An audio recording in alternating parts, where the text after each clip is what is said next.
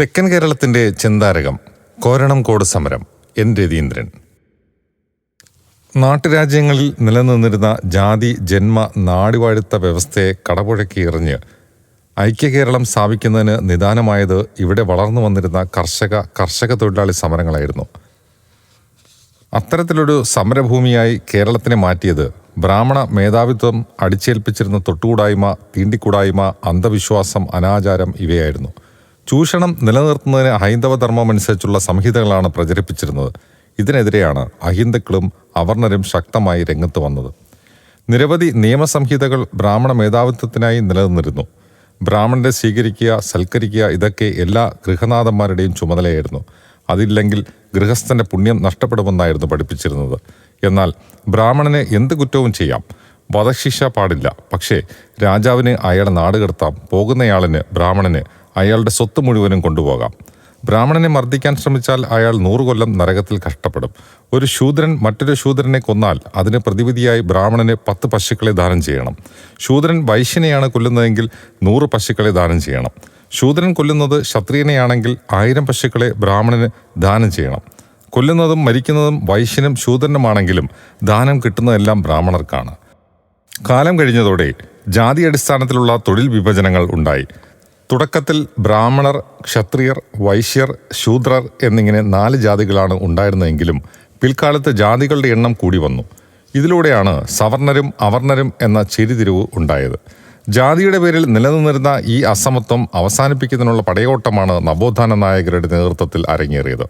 വൈകുണ്ഠസ്വാമി, ആറാട്ടുപുഴ വേലായുധപ്പണിക്കർ, ശ്രീനാരായണ ഗുരു, അയ്യങ്കാളി, ചട്ടമ്പിസ്വാമി, വാഗ്ഭടാനന്ദൻ, പൊയ്യേലപ്പച്ചൻ തുടങ്ങി നിരവധി പേർ ഈ പട്ടികയിൽ സ്ഥാനം നേടിയിട്ടുള്ളവരാണ്.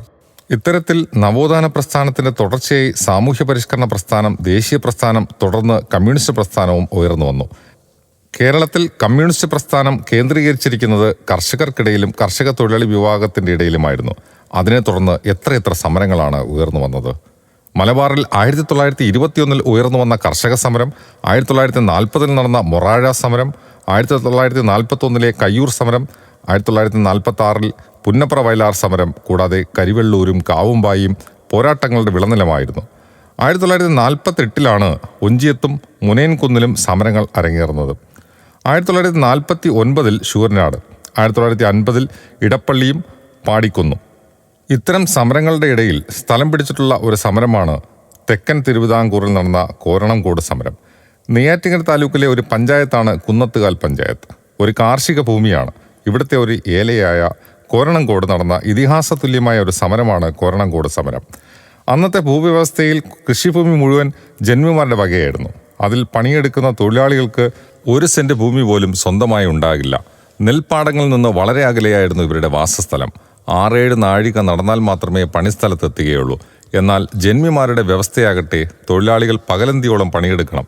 അതിന് പരിഹാരം കാണുന്നതിനാണ് ജന്മിയും കാര്യസ്ഥനും നടത്തിയ ചർച്ചയുടെ ഫലമായി ഇവറ്റകളെ അതത് സ്ഥലത്ത് കിടക്കുന്നതിന് കൃഷിക്ക് ഉപയുക്തമല്ലാത്ത ഭൂമിയിൽ ചെറ്റ വെച്ച് കെട്ടിക്കഴിയാൻ അനുവദിച്ചത്. എന്നിട്ട് തൊഴിലാളികളുടെ ഇടയിൽ ഇത് ജന്മിയുടെ ഒരു ഔദാര്യമായി വ്യാഖ്യാനിച്ചു. എന്നാൽ ഒരു കാര്യത്തിൽ ജന്മിക്ക് പ്രത്യേക വാശിയുണ്ടായിരുന്നു.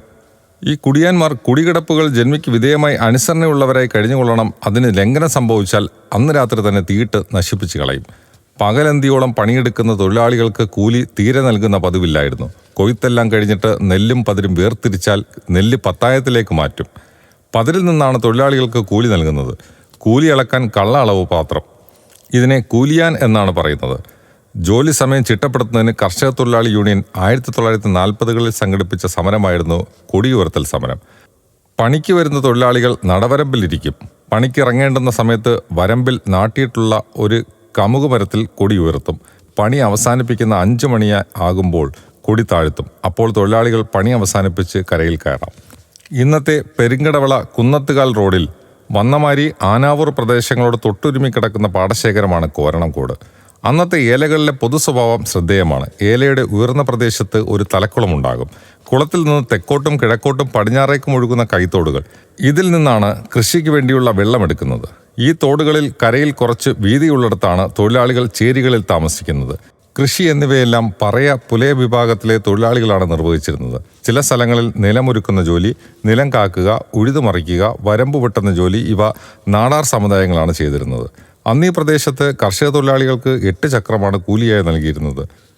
ഈ കൂലി വെച്ച് ജീവിക്കുന്നത് വളരെ ക്ലേശകരമാണ്. അതിനാൽ കർഷക തൊഴിലാളികൾ കൂലി 1 രൂപയായി വർദ്ധിപ്പിക്കണമെന്ന് ആവശ്യപ്പെട്ടു. 28.5 ചക്രമാണ് 16 അണ. ഇതാണ് അന്നത്തെ 1 രൂപ. ഇത്തരത്തിൽ തൊഴിലാളികൾ കൂലി കൂടുതൽ ആവശ്യപ്പെടുന്നത് ജന്മിമാർക്ക് ഇഷ്ടപ്പെട്ടിരുന്ന കാര്യമല്ല.